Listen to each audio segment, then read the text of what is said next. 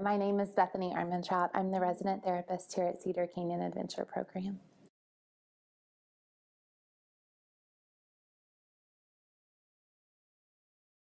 So I'm working with them and interacting with them constantly from the time I'm here till the time I leave. Sometimes I see all 3 meals served, dependent on my day, and that's okay.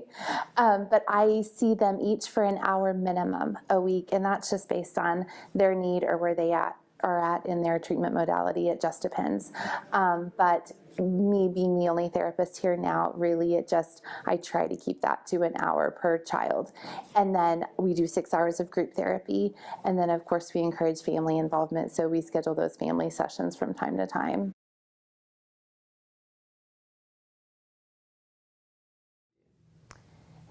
You know, a lot of times they're coming from detention. Hardly ever do they come from the community. And so I always tell them, their parent, if their parent shows up or the intake worker, that all of that time, I mean, we've just kind of done negative. And so we got in trouble and we made these mistakes, and our relationship with our family, if there is contact, probably wasn't good. Parents may be frustrated or grandparents may be frustrated, and then we go to detention, and that's a whole different picture. And so I give the kids a hard time if they say, oh, I'm going to lock up, or oh my gosh, when I write their exit term date, they're like, 7 months, I've got to be here for 7 months. And I'm on the other end of the table saying, I only have 7 months to go through and dissect and start to peel away and unpack what's gone on.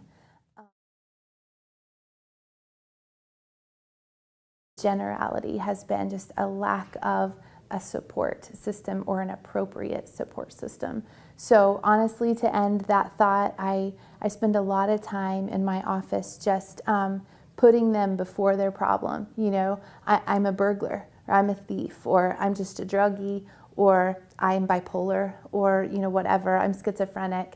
And we may spend 2 whole sessions putting our name before what our mistake. Or our diagnosis. And I just tell them, I don't walk around saying I'm asthmatic. I introduce myself.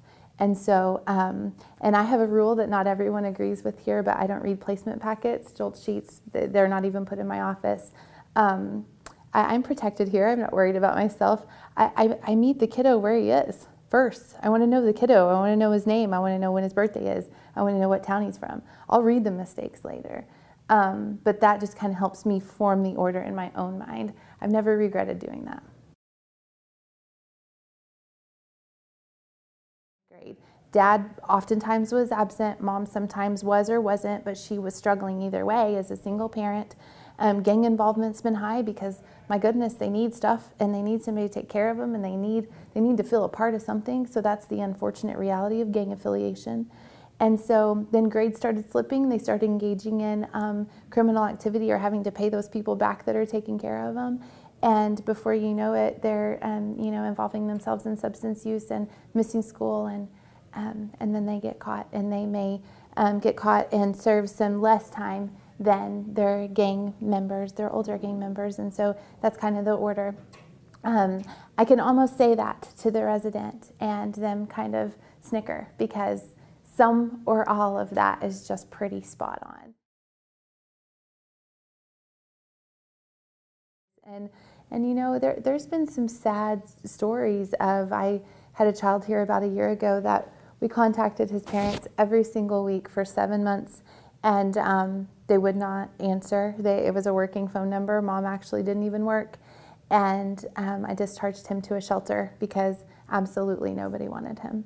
And we tried everything, but he wasn't of the age for me to put him anywhere else. So I was out of options, and he AWOL'd from the shelter, ended up in detention just soon after, just from the frustration and the upset of that.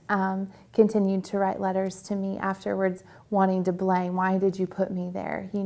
Because it's too hard to look at who really put you in that position, So those things are tough, but honestly make you want to be here, because a lot of people have asked, why in the world would you do that hard work? And my fear is, who else would be in that position? What would they do? Because those boys need someone, and they need someone that won't give up, because their primary and presenting issue is not out of the DSM-5. Their presenting problem is they wanted so bad to count on someone and no one was there. I absolutely feel like they want the structure in their life. They may not always be readily verbally expressive of it, but what I notice the most is that oftentimes prior to a pass, or especially that 6th month, where it comes where they're wanting an early release if you listen to them talk. But if you know them well and you have a positive rapport with them, they will come in your office and say, I'm acting up because I don't want to go home. I'm afraid to go home. Am I ready to go home? And, they've been knocked down and by some fault of their own, but also by society.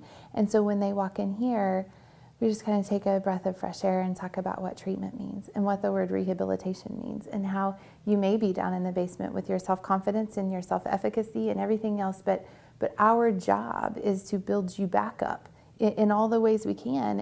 And I tell them, and I compare it to tools, you may have had the hammer or the screwdriver, but we're gonna pack you with tools here. You're gonna have everything you need. And then there's gonna be the picture to hang. And it's up to you to connect the two, because you all know that you can use a hammer to hang a picture or to break a window. But we're gonna give you the tools, and then you gotta run with it in your own way.